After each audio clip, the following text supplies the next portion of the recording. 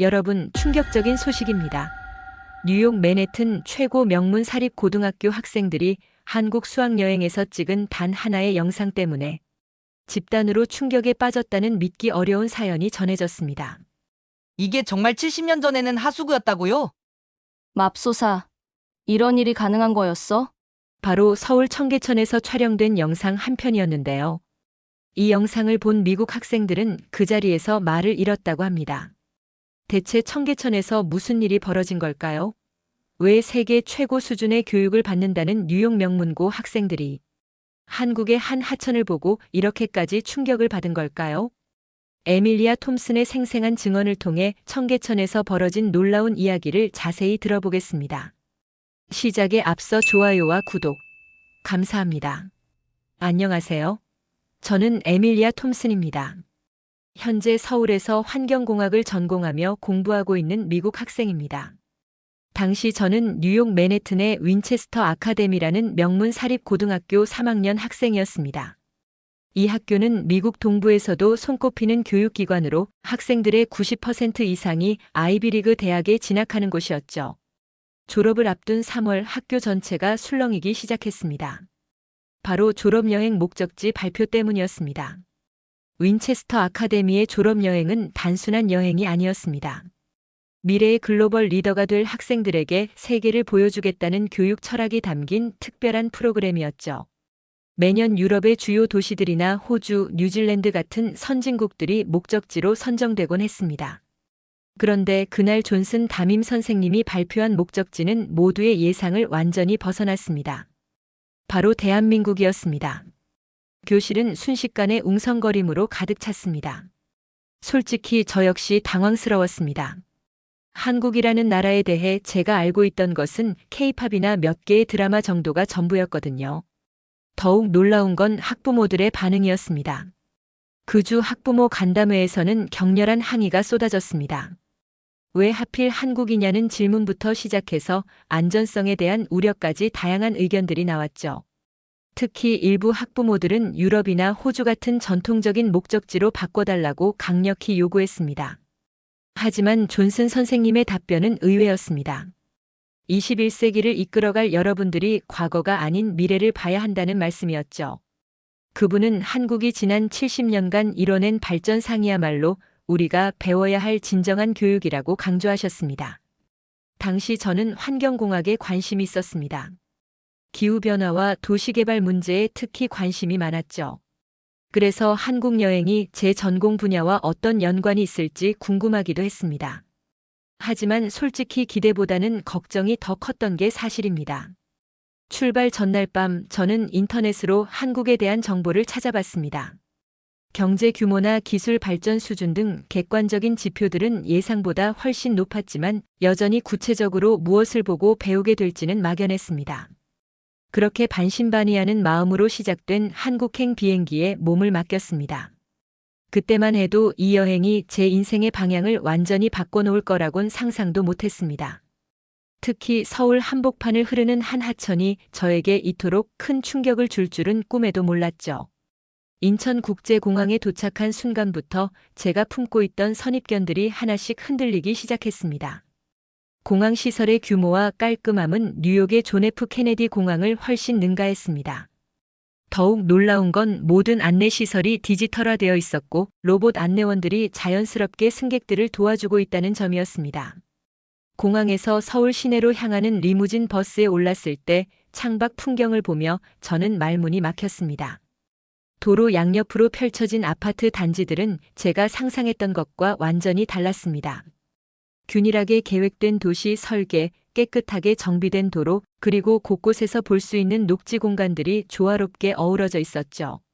특히 한강을 건널 때 본 광경은 잊을 수 없습니다. 강변에 조성된 공원들과 자전거 도로, 그리고 강 위를 오가는 유람선들까지.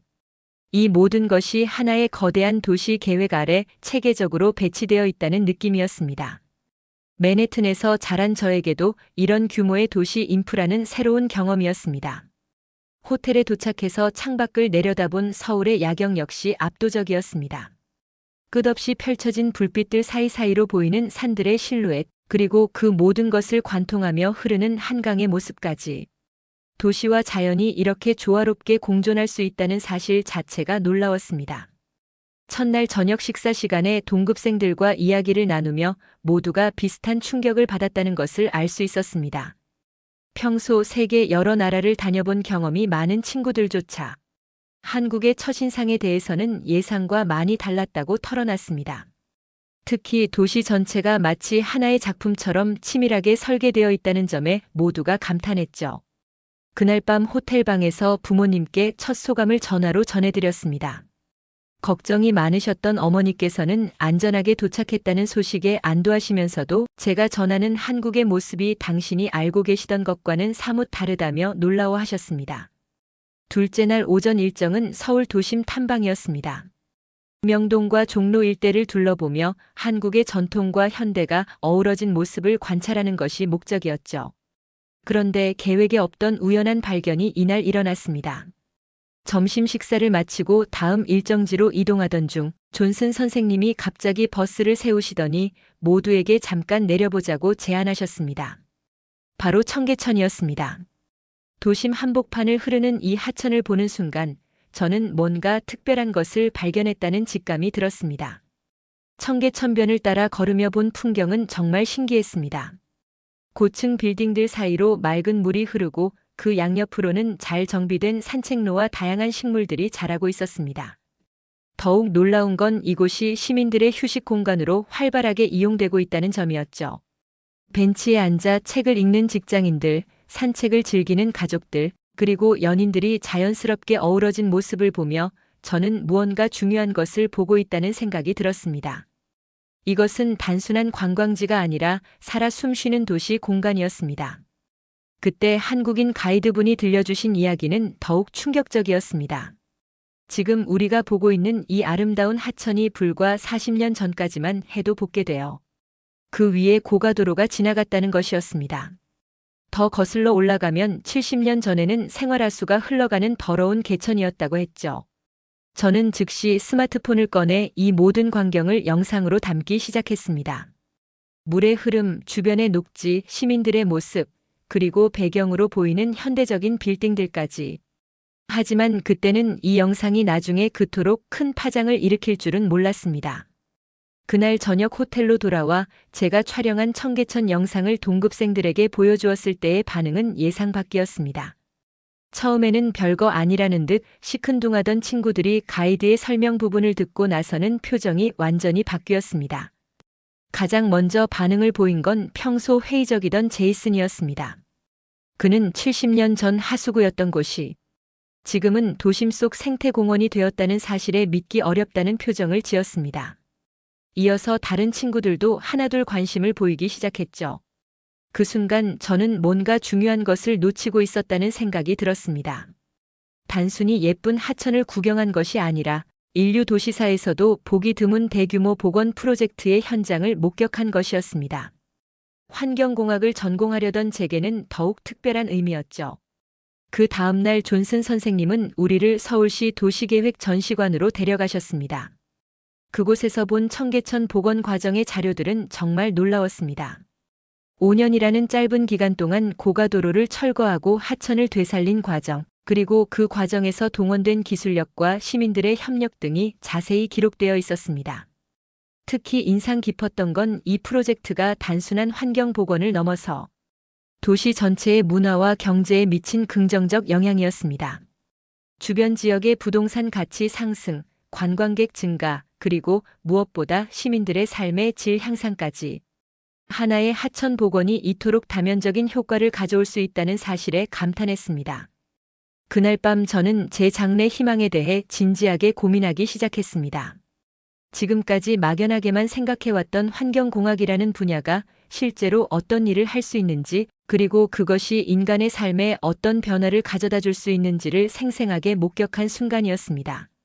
셋째 날 아침 존슨 선생님은 우리를 따로 불러 모으시더니 이번 한국 여행을 기획하신 진짜 이유를 털어놓으셨습니다. 선생님께서는 5년 전 학회 참석차 서울을 방문하셨다가 청계천을 보고 큰 충격을 받으셨다고 했습니다. 당시 선생님은 도시 개발과 환경 보존이 양립할 수 없는 문제라고 생각하고 계셨답니다. 하지만 청계천을 보며 그 생각이 완전히 바뀌었다고 하셨죠. 불가능해 보였던 일을 해낸 한국의 저력을 직접 눈으로 보여주고 싶어서 이번 여행을 기획하셨던 것입니다. 그날 오후 우리는 한강공원을 방문했습니다. 여의도 한강공원에서 본 풍경은 또 다른 충격이었습니다. 강변을 따라 끝없이 이어진 자전거 도로, 체계적으로 관리되는 녹지 공간, 그리고 시민들이 자유롭게 이용할 수 있는 다양한 편의 시설들까지. 더욱 놀라운 건 이 모든 것이 무료로 개방되어 있다는 점이었습니다. 뉴욕의 센트럴파크도 훌륭하지만 한강공원의 규모와 시설은 그것을 훨씬 뛰어넘는 수준이었습니다. 특히 강 전체가 하나의 거대한 시민 공간으로 활용되고 있다는 점에서 도시 계획의 철학 자체가 다르다는 생각이 들었습니다. 저녁에는 동대문 디자인 플라자를 방문했습니다. 이곳 역시 과거 운동장이었던 곳을 현대적인 문화 공간으로 탈바꿈시킨 사례였죠. 건물의 독특한 곡선 디자인도 인상적이었지만 무엇보다 이런 대규모 도시 재생 사업들이 연속적으로 성공하고 있다는 점이 놀라웠습니다. 그날 밤 호텔에서 동급생들과 이야기를 나누며 모두가 비슷한 생각을 하고 있다는 것을 알았습니다. 지금까지 우리가 알던 도시 개발의 패러다임과는 완전히 다른 접근 방식을 보고 있었던 것입니다. 넷째 날은 한국의 교육시설을 견학하는 일정이었습니다. 서울의 한 대학교 캠퍼스를 방문해 환경공학과 연구실을 둘러볼 기회가 있었는데 그곳에서 만난 한국 학생들의 연구 주제가 바로 도시 하천 복원이었습니다. 연구실에서 만난 박사과정 학생이 들려준 이야기는 더욱 흥미로웠습니다. 청계천 복원 이후 서울시 전체의 기온이 평균 3도 정도 낮아졌다는 연구 결과, 그리고 도심 속 하천이 대기질 개선에 미치는 영향 등을 과학적 데이터로 설명해 주었습니다. 무엇보다 인상 깊었던 건 이런 연구들이 단순한 학술적 호기심이 아니라 실제 정책 수립과 연계되어 진행되고 있다는 점이었습니다. 연구실의 논문들이 서울시의 다른 하천 복원 사업에 직접 활용되고 있다는 얘기를 들으며 학문과 현실의 거리감이 우리나라보다 훨씬 가깝다는 생각이 들었습니다. 그날 오후에는 성수동 일대의 도시 재생 사업 현장을 견학했습니다. 과거 공업지역이었던 곳이 창의적인 문화 공간으로 변신해가는 과정을 직접 볼 수 있었죠. 여기서도 환경을 고려한 지속 가능한 개발이 핵심 원칙이었습니다. 저녁에는 서울숲을 산책했습니다. 이곳 역시 과거 골프장이었던 곳을 시민들을 위한 거대한 공원으로 조성한 사례였습니다. 울창한 나무들 사이로 난 산책로를 걸으며 저는 한국의 도시 정책이 얼마나 장기적이고 체계적인지를 실감할 수 있었습니다. 그날 밤 저는 부모님께 긴 국제 전화를 걸었습니다. 지금까지 본 것들을 정리해서 말씀드리며 제가 정말 하고 싶은 공부가 무엇인지 점점 명확해지고 있다고 털어놓았습니다. 어머니께서는 제 목소리에서 뭔가 달라진 것을 느끼신다며 이번 여행이 저에게 특별한 의미가 되고 있는 것 같다고 말씀하셨습니다. 마지막 날 아침 우리는 다시 한번 청계천을 방문했습니다. 일주일 전 처음 이곳을 봤을 때와는 완전히 다른 마음으로 하천을 바라보고 있는 제 자신을 발견했습니다. 이제 이곳이 단순한 관광지가 아니라 인간의 의지와 기술, 그리고 협력이 만들어낸 기적의 현장이라는 것을 알고 있었습니다. 청계천 광장에서 다른 친구들과 함께 앉아 지난 며칠간의 경험을 정리하는 시간을 가졌습니다. 모두가 각자 나름대로 큰 인상을 받았다는 이야기를 들려주었지만 저에게는 특별히 진로와 직결된 경험이었습니다. 공항으로 향하는 버스 안에서 존슨 선생님은 이번 여행의 마지막 말씀을 해주셨습니다. 21세기의 도시 문제들을 해결하는 데 필요한 것은 단순한 기술력이 아니라 통합적 사고와 실행력이라는 점을 강조하셨죠.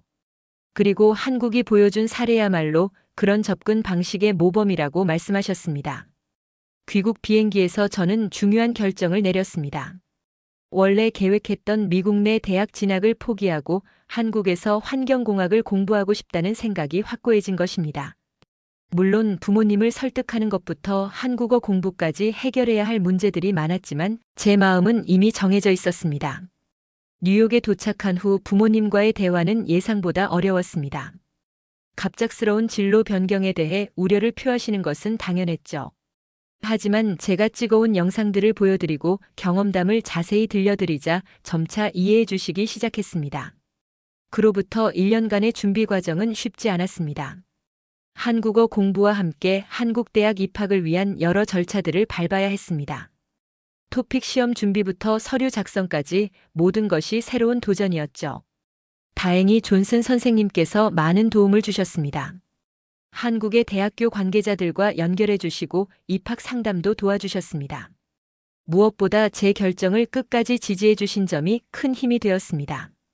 드디어 서울의 한 대학교 환경공학과에 입학하게 되었을 때의 기쁨은 말로 표현하기 어려웠습니다. 입학 후 첫 수업에서 교수님이 청계천 보건 프로젝트를 사례로 들어 강의하실 때는 정말 운명 같다는 생각이 들었습니다. 지금 저는 한국에서 공부한 지 1년이 되어 갑니다. 한국어도 많이 늘었고 무엇보다 제가 꿈꾸던 공부를 하고 있다는 만족감이 큽니다. 실제로 도시 환경 개선 프로젝트에 참여하며 이론과 실무를 동시에 배울 수 있는 기회도 많습니다. 최근에는 청계천 복원 이후의 생태계 변화를 연구하는 프로젝트에 참여하게 되었습니다. 2년 전 처음 이곳에서 영상을 찍었을 때는 상상도 못했던 일이죠. 이제 저는 단순한 관찰자가 아니라 이런 프로젝트의 일부가 되어 있습니다. 앞으로의 목표는 한국에서 배운 도시 환경 복원 기술을 미국에도 적용할 수 있는 방안을 연구하는 것입니다. 두 나라를 잇는 가교 역할을 하는 환경 전문가가 되고 싶습니다.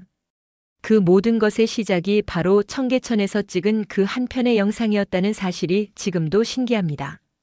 한국에서의 생활이 안정되어 갈 무렵 예상치 못한 일이 벌어졌습니다. 2년 전 제가 청계천에서 찍었던 그 영상이 뜻밖의 관심을 받게 된 것입니다. 당시 함께 여행을 갔던 윈체스터 아카데미 동급생들이 각자 진학한 대학에서 제 이야기를 전하면서부터 시작되었습니다. 특히 하버드대에 진학한 제이슨이 도시계획학과 수업에서 청계천 사례를 발표하면서 제 영상을 활용했다고 연락이 왔습니다. 그 수업을 들었던 다른 학생들이 영상의 출처와 배경 이야기에 큰 관심을 보였다는 것이었죠. 이후 예일대, 컬럼비아대 등 여러 명문대에서 비슷한 문의들이 이어졌습니다. 더욱 놀라운 일은 존슨 선생님으로부터 들은 소식이었습니다. 윈체스터 아카데미에서 저희 이후로도 계속해서 한국을 졸업 여행지로 선택하고 있다는 것이었습니다. 그리고 매년 방문하는 학생들 중 상당수가 한국의 도시개발 모델에 깊은 인상을 받고 있다고 했습니다. 실제로 작년에는 저희 후배들 중 3명이 한국 대학 진학을 결정했다는 소식도 들었습니다. 이들 역시 청계천을 비롯한 서울의 도시 재생 사업들을 보고 큰 영감을 받았다고 했죠. 제가 먼저 걸어간 길을 따라 더 많은 미국 학생들이 한국으로 오고 있는 것입니다. 한국에서 공부하는 다른 미국 유학생들과 만날 기회가 생겼을 때도 비슷한 이야기들을 많이 들었습니다. 대부분이 한국의 급속한 도시 발전과 그 과정에서 보여준 혁신적 사고에 매료되어 이곳까지 오게 되었다는 공통점이 있었습니다. 이런 변화들을 지켜보며 저는 개인적인 선택이 생각보다 큰 파급 효과를 가져올 수 있다는 것을 실감했습니다. 단순히 제 한 명의 진로 변경이 아니라 한국과 미국 사이에 새로운 교육 교류의 물꼬를 튼 것 같았습니다. 최근에는 미국의 몇몇 대학에서 한국의 도시 개발 사례를 연구하는 프로그램들이 새로 생겨나고 있다는 소식도 들려옵니다. 청계천 복원을 비롯해 서울의 다양한 도시 재생 프로젝트들이 해외 학계에서 주목받는 성공 사례로 인정받고 있는 것입니다. 현재 저는 한국에서 공부를 시작한 지 2년째에 접어들고 있습니다. 이제 한국어도 상당히 자연스러워졌고 한국 친구들과도 깊이 있는 대화를 나눌 수 있게 되었습니다. 무엇보다 제가 꿈꾸던 환경공학 분야에서 실질적인 성과들을 만들어가고 있다는 점이 가장 보람됩니다. 최근 참여하게 된 연구 프로젝트는 정말 의미 깊습니다. 청계천의 생태계 복원 효과를 정량적으로 분석하는 작업인데 이 연구 결과가 향후 다른 도시의 하천 복원 사업에 활용될 예정입니다. 2년 전 처음 이곳에서 영상을 찍을 때는 상상도 못했던 일이 현실이 된 것입니다. 더욱 고무적인 것은 이런 연구들이 국제적으로도 주목받고 있다는 점입니다. 얼마 전에는 유럽의 한 도시계획 학회에서 발표 요청을 받기도 했습니다. 한국의 도시 환경 복원 기술이 세계적으로 인정받고 있으며 다른 나라들도 이를 벤치마킹하려고 한다는 증거였습니다. 개인적으로는 졸업 후 계획도 구체화되고 있습니다. 한국에서 박사 과정까지 마친 후 미국으로 돌아가서 한국에서 배운 기술과 경험을 활용한 도시 환경 개선 사업을 추진하고 싶습니다. 특히 뉴욕이나 로스앤젤레스 같은 대도시의 환경 문제 해결에 기여하고 싶다는 꿈이 있습니다. 그런 의미에서 얼마 전 뉴욕시에서 추진 중인 하천 복원 프로젝트의 자문을 요청받았을 때는 정말 기뻤습니다. 아직 학생 신분이지만 한국에서의 연구 경험을 인정받아 의견을 구하는 것이었죠.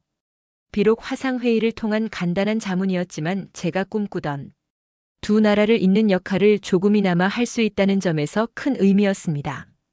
요즘 가끔 청계천을 산책하며 2년 전의 저를 떠올려 봅니다. 그때는 단순히 신기한 광경을 영상으로 남긴다는 생각뿐이었는데 그것이 제 인생의 방향을 완전히 바꿔놓을 줄은 몰랐습니다. 더 나아가 다른 많은 학생들에게도 영감을 줄 수 있는 계기가 되리라고는 상상조차 못했죠. 지금 이 순간에도 청계천의 맑은 물은 여전히 흐르고 있고 시민들은 이곳에서 휴식을 취하며 일상을 즐기고 있습니다. 70년 전 더러운 하수구였던 이곳이 지금은 도시 환경 복원의 상징이 되었듯이 저 역시 앞으로 더 많은 변화와 발전을 만들어가고 싶습니다. 언젠가는 제가 설계에 참여한 환경 복원 프로젝트를 보며 또 다른 젊은 학생이 꿈을 키울 수 있기를 바랍니다. 그리고 그 학생이 한국과 다른 나라 사이에 새로운 가교 역할을 할 수 있다면 더할 나위 없겠죠. 청계천에서 시작된 저의 여정은 이제 더 큰 꿈을 향해 계속 이어지고 있습니다. 감동 스팟이 전해드린 오늘 사연은 여기까지입니다. 사연의 주인공에게 응원의 댓글을 남겨주세요.